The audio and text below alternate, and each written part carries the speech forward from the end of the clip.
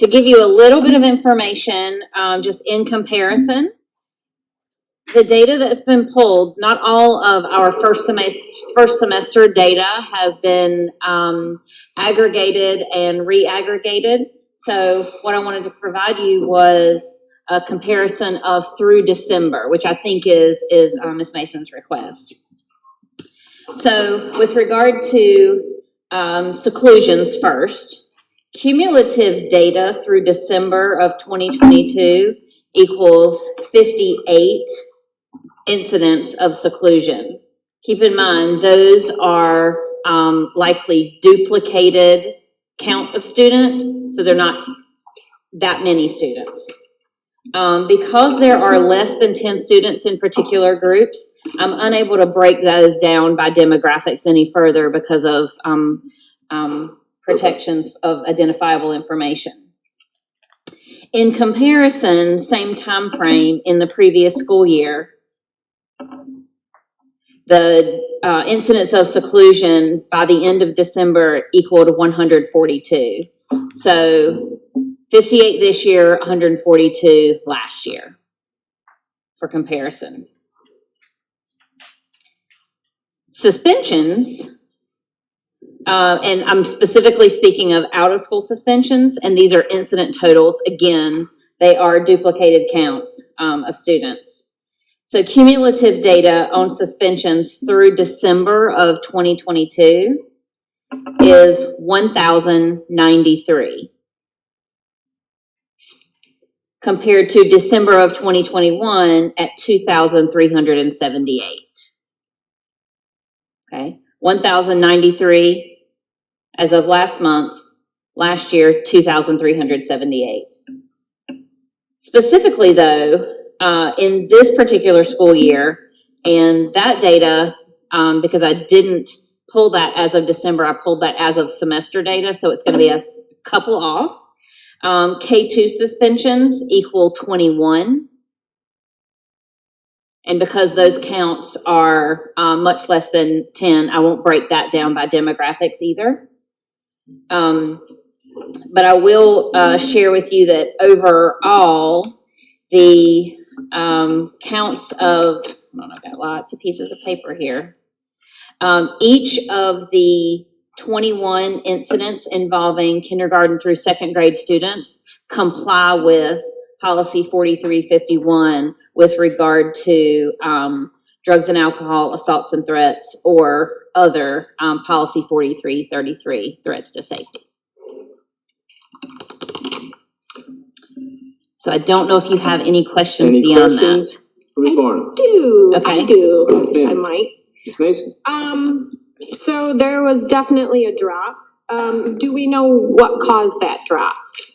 So I think there are multiple factors. This is the first school year that our schools are implementing their policy, or the policy implementation for the school plan for the management of student behavior. And they went through that protocol of completing that school plan for the management of student behavior that really aligned with preventive factors and specific to their own school improvement plan. So I think that is that's a big component to that. Anyone else? Yes, Ms. Mason, sorry. It's me. So was there specific training based on the school, or was there general training across the district so that there's like consistency between the schools? Yes, so we consistently implement multiple layers of training. So each school has the opportunity to request behavior support coaching and behavior support observations and intervention support. Prior to that, though, our teams that work with our students who have more significant risk factors in the area of behavior and emotional development participate in training through our special education and related services department that involves our teachers of intensive behavior support services coming together on a monthly basis, using evidence-based practices, implementing those intervention plans, monitoring that data. So that happens on the whole.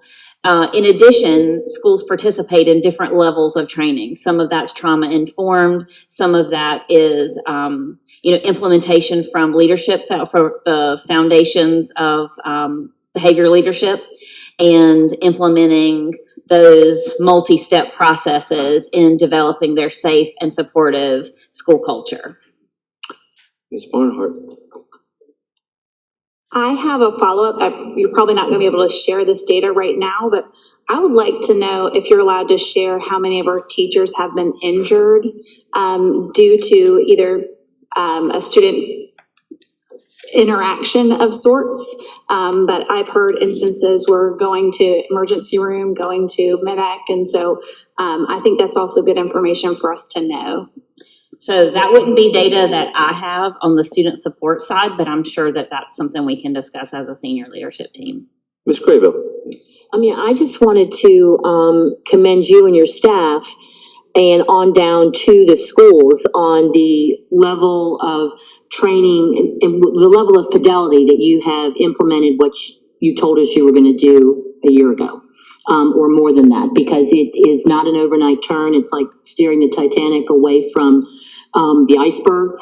And I think that's, to your question, Ms. Mason, that is one of the reasons why the numbers are going down, because folks have really had to look intentionally at their own schools, the training that you provided and the expectations that you provided at their beginning of the year leadership conference for principals.